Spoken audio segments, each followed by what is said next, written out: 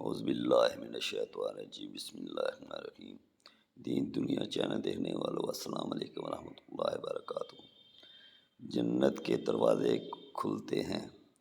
حضرت صلی اللہ علیہ وسلم نے فرمایا، جو شخص اچھی طرح سے وضو کرے اور آسمان کی طرف دیکھ کر کلمہ پڑھے، اس کے لیے جنت کے دروازے کھول دیے جاتے ہیں۔ حبیب خدا نے فرمایا، تیرے گناہ زیادہ ہیں یا اللہ کی رحمت؟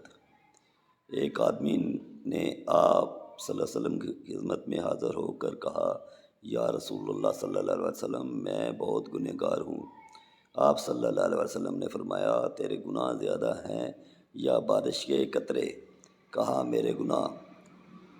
آپ صلی اللہ علیہ وسلم نے فرمایا، تیرے گناہ زیادہ ہیں یا اللہ کی رحمت؟ آپ صلی اللہ علیہ وسلم نے فرمایا، پڑھ لا الہ الا اللہ محمد رسول اللہ۔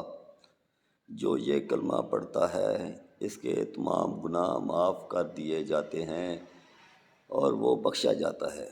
ہر چیز کی ایک کنجی ہوتی ہے اور جنت کی کنجی کلمہ پڑھنا ہے۔ کلمہ پڑھنے سے جنتی بن جاتا ہے۔ آپ صلی اللہ علیہ وسلم کا ارشاد ہے، جو شخص بے وضو کثرت سے کلمہ پڑھتا ہے تو اللہ تعالیٰ اس کے لیے جہنم کی آگ حرام کر دیتے ہیں۔ جزاک اللہ۔